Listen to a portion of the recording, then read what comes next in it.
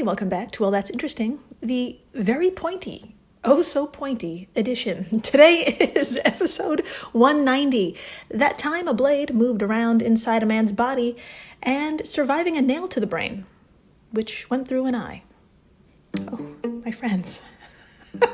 We haven't had one of these in a good long while.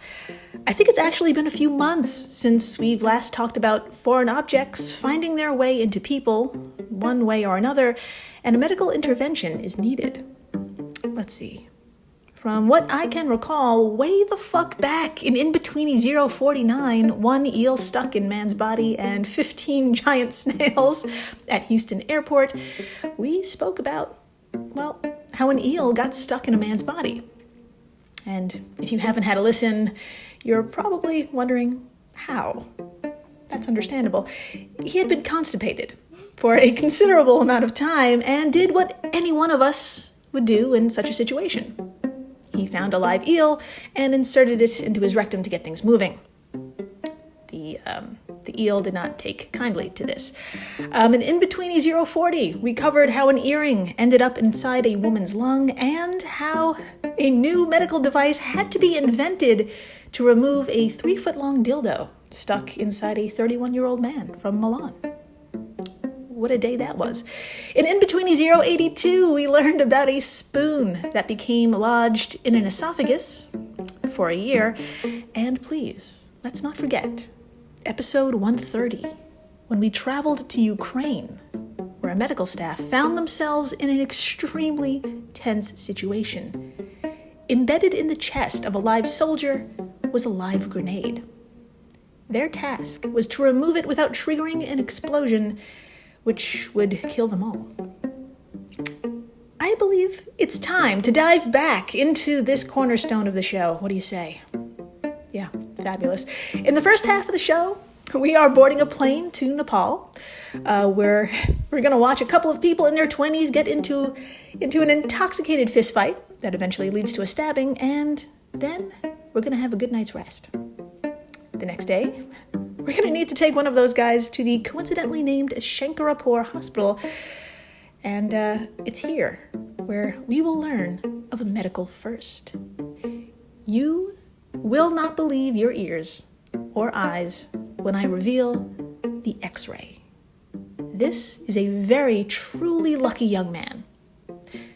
Then after the break, speaking of lucky, we'll be making a connecting flight over to Malaysia, where one particular construction worker is alive after an incident with a pneumatic nail gun. As you can tell by the title of today's episode, the absolute worst occurs, leaving a medical staff scrambling to save his life. We will get into the events that led up to the accident, the surgery which extracted the nail, and the results of a couple of brain scans where, once again, you won't believe your ears or eyes. He walked away from his injury, and we will take a meander through the U.S. Bureau of Labor Statistics to find out just how common these head injuries are. Oh, hold onto your well-protected cheeks. In the meantime, I'm Jill Chacha, and if this is your first time listening, oh God, wow, welcome to the flock, my hyper-vigilant business goose.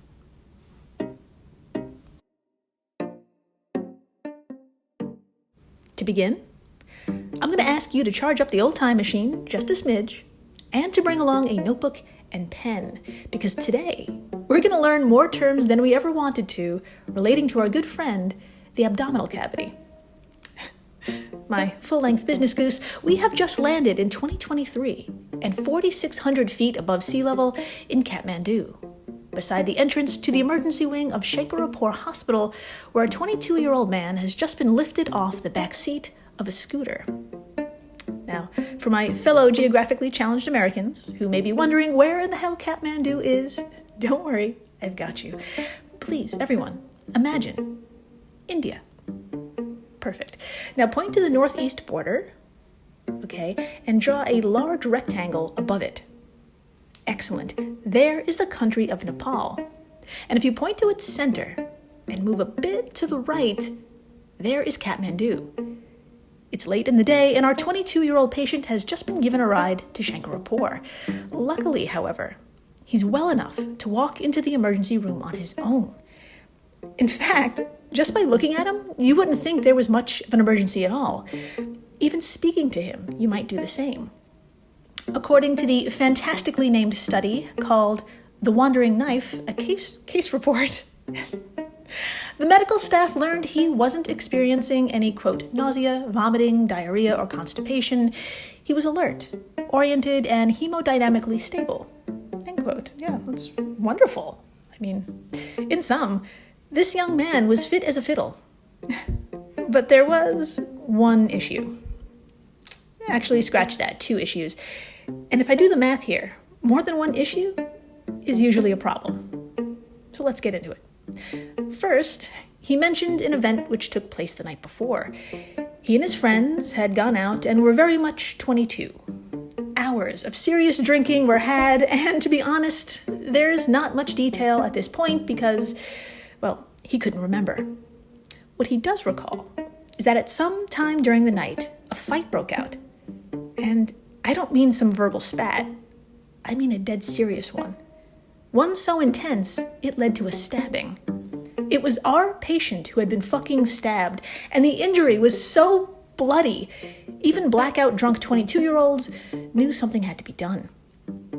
The patient went on to say he was taken to a, quote, local medical shop where someone at the place cleaned the wound and shut it closed with 8 intense staples. Now, as an American, I can totally understand why he didn't want to go to the hospital initially. I'm assuming his choice was made thanks to a combination of cost and having the popo involved. And you may be thinking, well, he must be at Shankarapur now because of the shoddy stitch job, right? Maybe? And, after being stabbed and all. Well, my concerned business goose, kind of. This leads us to issue number 2. The man lifted his shirt and revealed the location of the stab wound and the stitching. It was located on his right hypochondrium. Now, where in the holy fuck is this? Well, I'm glad you asked. Please, everyone, raise your right hand. Come on, don't worry about everyone who's watching. Invite them to do the same if they're staring. Come on. Okay, very good. Now, cup your fingers. Okay, great. Now, feel your cupped hand with the bottom of your right rib cage. There you go. Give it a grope. Voila, that is your right hypochondrium. Our patient was stabbed here, and the stitch job was actually very well done, believe it or not. Have a look yourself. Yes, of course, I have a photo, so please stop touching yourself and grab your phone. Head on over to our social media stuffs and tap on today's post. The first image you're going to see is the patient lying down with a clear view of the suture, and it is not bad at all. It's really good. This wasn't the medical shop's first drunken rodeo. So the wound seems to be okay, and the patient isn't really concerned with the stabbing. He's not. He told the medical staff, other than soreness, this part of his body feels okay, no complaints, thumbs up. He's here at the hospital today because he said something is off about the total other side of his body. And he pointed to his left iliac region, which means, that's right, you're correct. Everyone, please lift your left hand this time.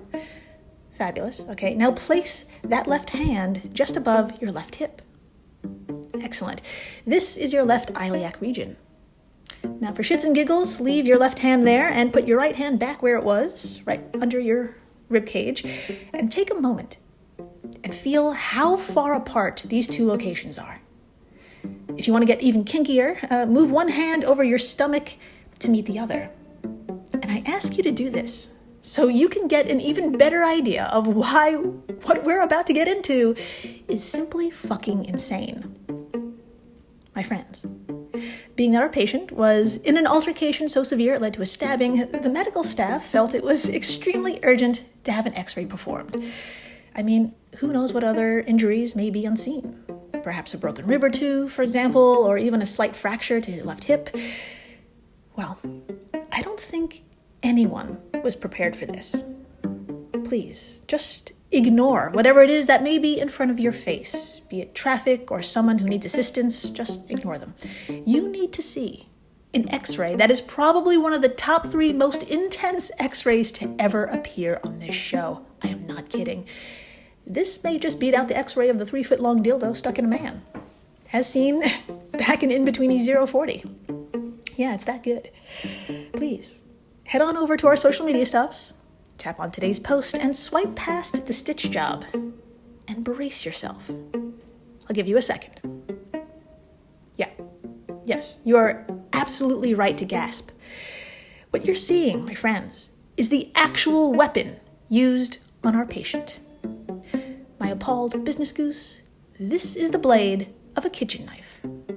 To be more specific, this is a 15 centimeter or 6-inch long, 2-inch wide blade, and it's positioned vertically over his left hip. Yeah, you probably have a few questions like, what? And what the fuck? Are you telling me that this guy was stabbed below his right rib cage so deep and violently that the blade broke off the assault weapon and it embedded into his body? And not only that, but the blade moved internally from there over to his lower left part of his abdomen? And he's alive? Yes, you are absolutely right, my Sherlocky business goose. That is exactly what happened. And we need to get into it.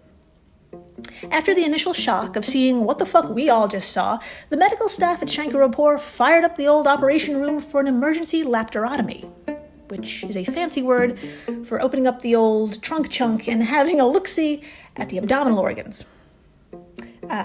This is going to be hard to believe, but my miraculous business goose, quote, there was no severe injury to the surrounding organs. There was only a 1 centimeter long superficial laceration on the anterior surface of the liver, most likely caused by the knife after the initial assault. The blade had traveled from the right hypochondria to the left iliac region without injuring any viscera, end quote, from the study. Ooh, I have chills, and I gave viscera a Google, and basically that last sentence confirms exactly what you said a moment ago. The blade moved from one side of his abdomen to the other with no major injuries to any internal organs. So, the $1 million question here is fucking how? Well, it turns out location really is everything. The medical staff found and removed the blade from the omentum, which means, once again, we need to touch ourselves. My friends, with either hand you like, please place it above your stomach and move your hand left to right. Okay, underneath here is a lot, including the omentum, which is a fold of tissue connecting the stomach with other abdominal organs. According to the National Institutes of Health, besides fat storage, the omentum The omentum has key biological functions in immune regulation and tissue regeneration. For our patient, though, it's possible the omentum saved his life as the blade slipped into this thick fold and rode it like a damn freshly paved open highway. And I get it. If this sounds incredible, if extracting a 6-inch blade from the abdominal cavity sounds uncommon to you, you are once again exactly right. From the study, quote, there have only been a few cases reporting retained knife blades in the body. In a retrospective chart conducted by Sobnak et al., amazing, the most common site for retained knife blades was found to be the thorax, aka the chest, and the least common site being the face and abdomen. There are various reports, however, of migrated, ingested foreign bodies, the most common being clasp knives, blades, and needles. End quote. And boy, howdy, if you're a long-time listener of this show, you knew that part already. We've covered many a story of things swallowed by accident. So please take a meander through the back catalog if you haven't. It's lots of stories. In the meantime, the authors of the study leave us with this sage advice, quote, in the evaluation of patients with abdominal stab wounds, attention should be given to the fate of the stabbing instruments, including retention inside the body. End quote. Okay, you'd think that was a thing already. I'm happy to report that the 22-year-old man was released 5 days after surgery and having an uneventful post-op recovery. He never returned to the hospital for a follow-up. Probably because, 22. And that's all I've got. Godspeed, young man, wherever you are. Oh, after the break, we are heading from Nepal to Malaysia and from the abdomen to the noggin, where next up, we're going to learn about transorbital penetrating brain injuries, or TOPI, as they're lovingly abbreviated. It's another wild one, y'all, so please, stay tuned. A lot happens every day. Cut through some of the noise by listening to What's New with Wired, a podcast that provides in-depth coverage on technology and culture. With new episodes released every weekday, you can catch up on all the major events you missed. From AI developments to business updates to new scientific theories, it helps you make sense of what's happening in the world. Plus, each episode is usually pretty short. You can easily squeeze it in on your way to work or during a lunch break. So stay updated with the award-winning journalism from Wired. Listen to What's New with Wired wherever you get your podcasts. That's What's New with Wired wherever you get your podcasts. No one hates history, they just haven't found the right teacher yet. Or in this case, a nerdy best friend who loves to tell you all about world history, women's history, and weird history. Hi, I'm TK, the creator of For the Love of History podcast, a place for people who want to learn more but don't know where to start, and history lovers who want to break from the mainstream. From rat trials to warrior women, we cover topics from every country and era. Whether you're a history expert or just starting out, there's a place for you here in the Time Machine. So join me every Friday on your favorite podcast platform and YouTube for a brand new topic. See you there. Bye. And we're back. We are so back. And my friends, we're going to hop back into our double-parked time machine and slide into the fresh hellscape that was 2022. It's a post-COVID world where nearly everyone's coping mechanism was to promptly forget or to bury all that had taken place and to move on, all while simultaneously ignoring the overwhelming number of radicalized elephants in the room. We tried, oh so hard, to get back into it, to get back into daily life, which for hundreds of millions of people meant returning to job sites, like construction sites, for example. Yes, even a century-in-the-making pandemic can't stop capitalism. The world needs her empty condos, which means the world needs immigrant workers to build them. So join me, will you, in Alor Setar, Malaysia, where one particular 30-year-old man and immigrant worker was on the job, doing whatever it is you do with a pneumatic nail gun. And for my fellow geographically challenged Americans who may be wondering where Malaysia is exactly, don't worry, I've got you too. Everyone, please imagine China. Thank you. Point to the middle of the southern border. Okay, great. There is Laos.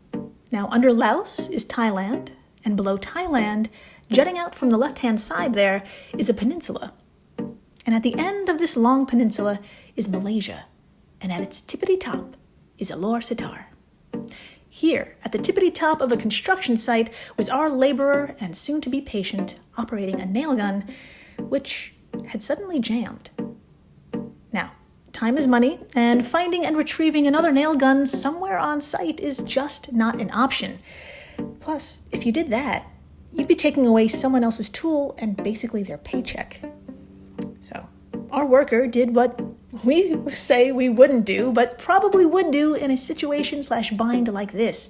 He looked into the barrel of the nail gun to see what could be causing the malfunction and try to fix it. Well, if you refer to the title of today's show, you can guess what happened next. That's right. The gun went off in his face. Now, I bet you have a few questions like, oh, fucking hell, that's a nightmare. Was he wearing goggles? He was wearing goggles, right? Wait, he wasn't wearing goggles, was he? Well, my squinty business goose, your progression is correct. Our laborer, now patient, was not wearing protective gear. And so a speedy trip to Hospital Sultana Bahaya was underway. I nailed that, by the way. That was awesome. Okay, my friends, I ask, has this ever happened to you? I mean, not a nail gun to the face, but An event so sudden and intense, your reaction was the complete opposite to the situation. Like, you're totally calm.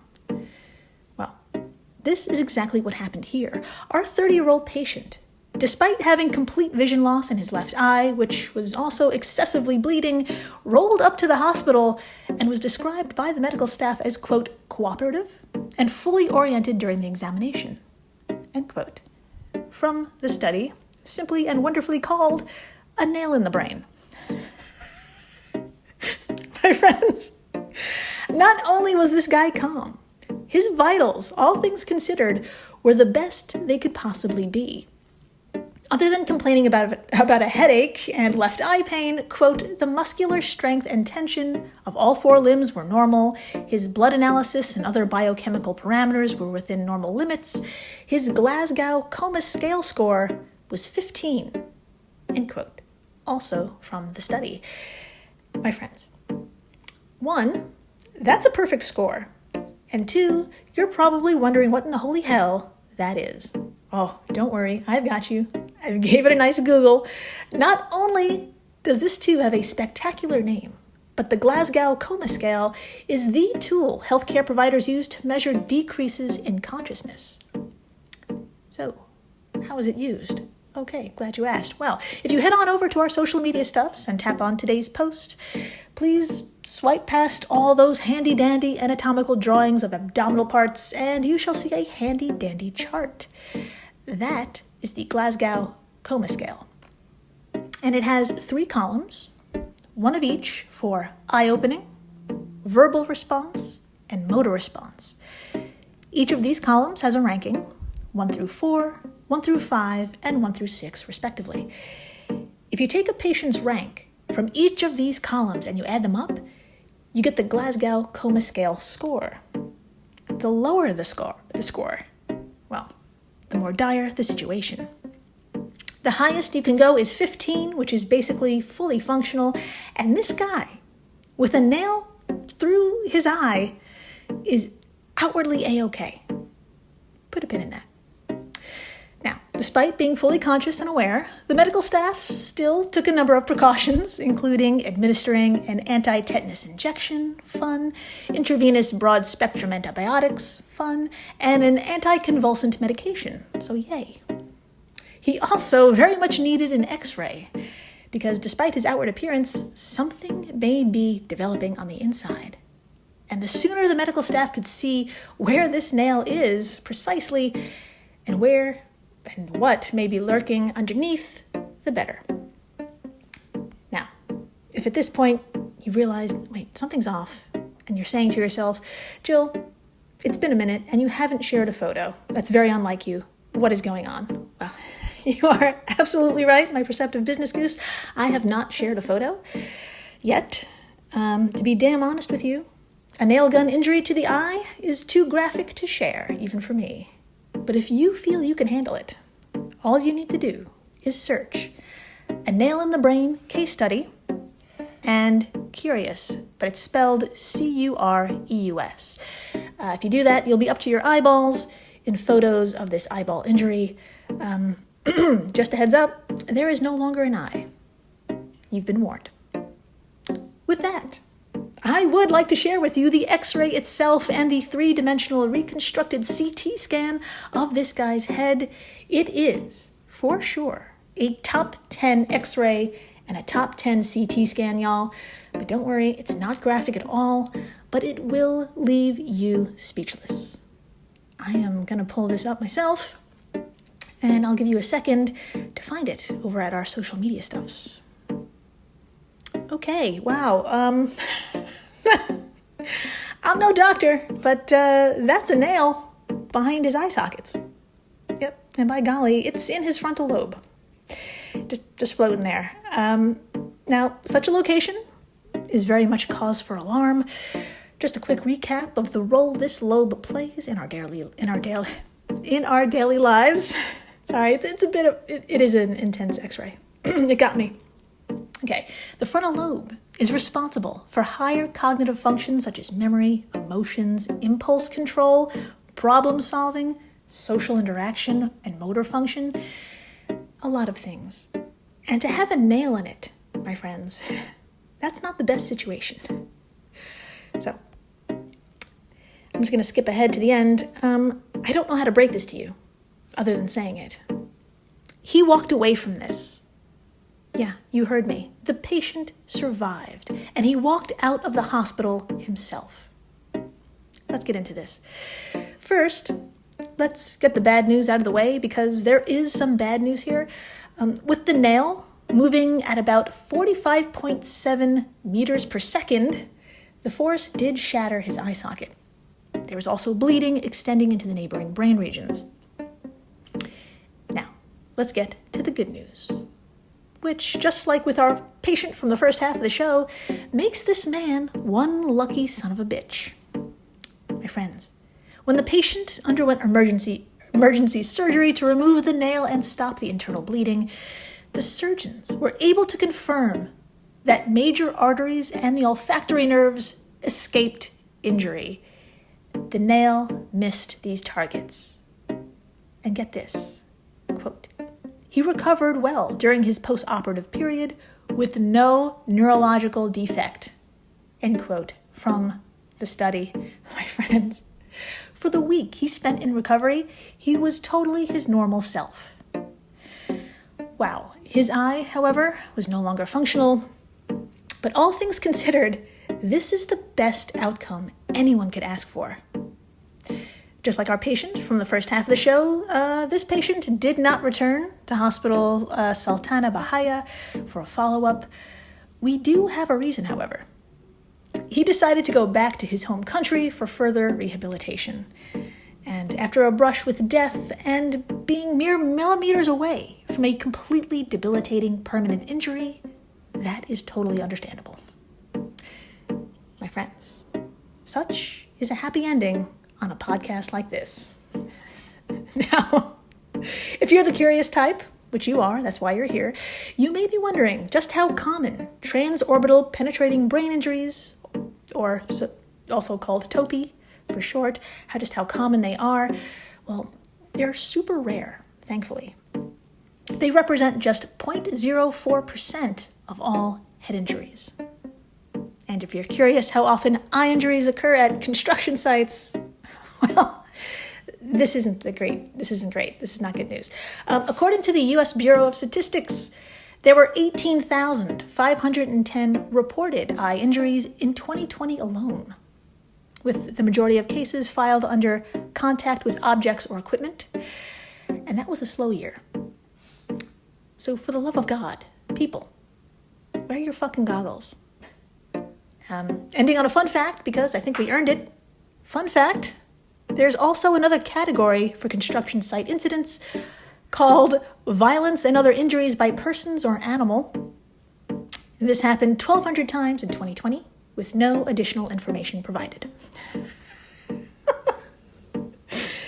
So thank you for listening, rating, subscribing, telling your friends about these two fucking incredible medical stories. The knife, the nail, just the end. And an explosive thanks to the folks over at Airwave Media, the podcast network to which WTI belongs. If you love this show, and you do, you love the other podcasts in this family. And please, stay interesting.